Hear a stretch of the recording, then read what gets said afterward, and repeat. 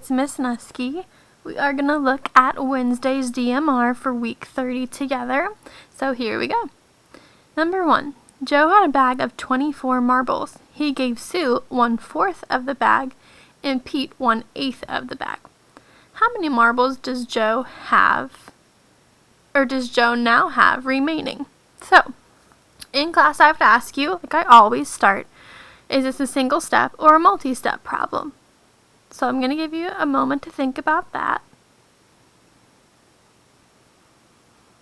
If you said multi-step, you were correct. So we're going to start with 24 marbles from the first sentence. And what we're going to do is take 24 and we're actually going to multiply it by Sue's portion, 1/4. Now, in class, it's been a while, but I would ask you, and hopefully you remember, what number goes on the bottom of a whole number when you're trying to make it a fraction? And a lot of us guess 0, but it's not 0. It is just 1. Okay. The next step is fairly easy. All you have to do is multiply straight across. So what is 24 times 1? Well, anything times 1 is just itself. So when we multiply straight across, we get 24. So again, 24 times 1 gives us 24. Okay, now the denominator. 1 times 4 is 4. But I'm not done yet. I have 24 with a denominator of 4, 24/4. This line means to do what?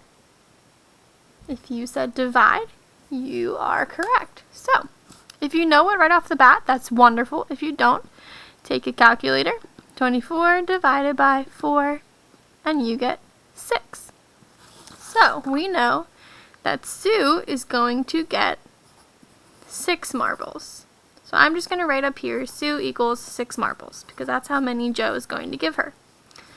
And now we're just going to do the same exact thing for Pete. But Pete didn't get a 4th. Pete got, if you're looking at your word problem, he got 1/8 of the bag. So we're going to do the same thing, 24 times 1/8.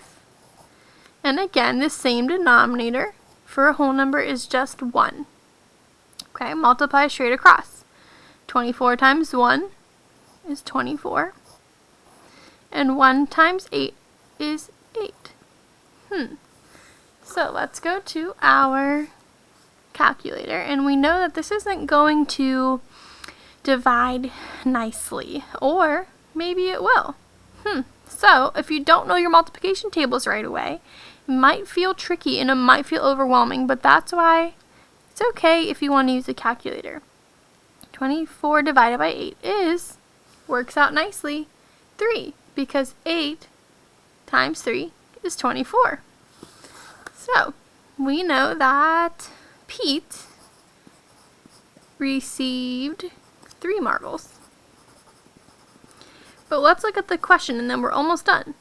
How many marbles does Joe now have remaining? So he gave Sue 6 and he gave Pete 3. How many altogether did he give away? Add 6 and 3 and you get 9. So over here I'm going to put 9 overall given away. Okay?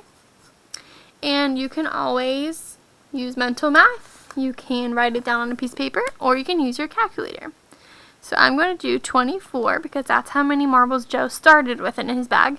And then he gave away 9. So remaining, he has 15. But we can't just write 15. We need to write 15 marbles remaining.